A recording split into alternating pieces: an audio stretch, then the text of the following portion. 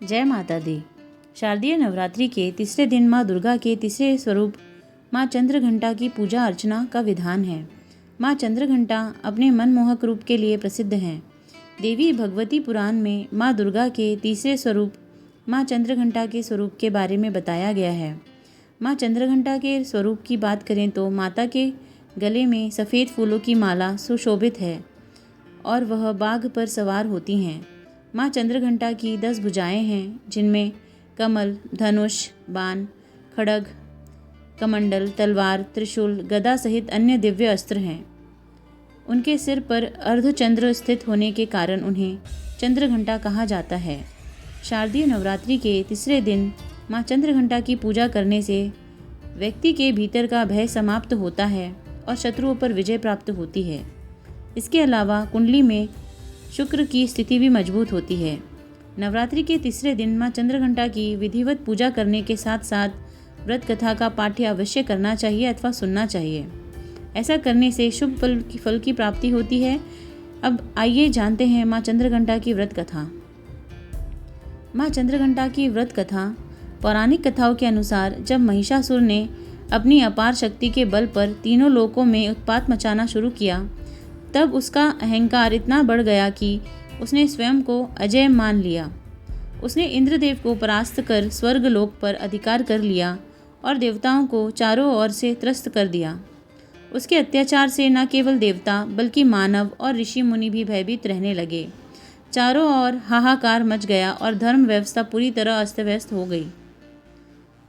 इस संकट की घड़ी में सभी देवता एकत्र होकर ब्रह्मा, विष्णु और महेश के पास पहुँचे।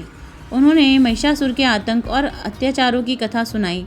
देवताओं की पीड़ा सुनकर त्रिदेव अत्यंत क्रोधित हो उठे। उनके क्रोध की ज्वाला से उनके मुखमंडल से एक प्रचंड और दिव्य ऊर्जा प्रकट हुई।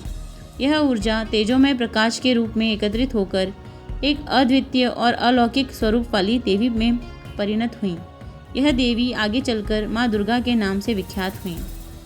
देवी को युद्ध के लिए सशक्त करने हेतु सभी देवताओं ने अपने अपने दिव्य अस्त्र शस्त्र उन्हें अर्पित किए।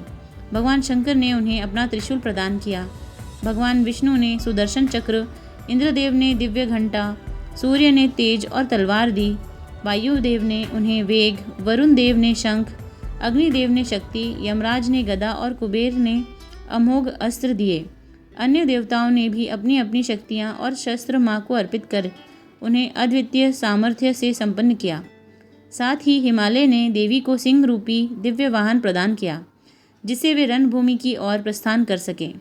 सभी दिव्य शक्तियों से सुसज्जित होकर माँ दुर्गा ने माँ चंद्रघंटा के रूप में प्रकट होकर महिषासुर को ललकारा। एक और असुरों की विशाल सेना थी और दूसरी ओर माँ का अद्वितीय तेज। युद्ध कई दिनों तक चलता रहा। अंततः माँ ने अपने त्रिशूल और अन्य दिव्य अस्त्रों के प्रभाव से महिषासुर का वध कर दिया। महिषासुर के वध के पश्चात देवताओं और ऋषि मुनियों ने देवी का धन्यवाद किया और उनकी स्तुति की। देवताओं को उनके भय से मुक्ति मिली और तीनों लोकों में शांति और धर्म की पुनः स्थापना हुई। इस प्रकार माँ दुर्गा ने न केवल महिषासुर के आतंक से मुक्ति दिलाई, बल्कि यह संदेश भी दिया कि जब जब अधर्म और अत्याचार बढ़ेगा, तब तब दिव्य शक्ति धर्म और सत्य की रक्षा के लिए अवश्य अवतरित होंगी। जय माता दी।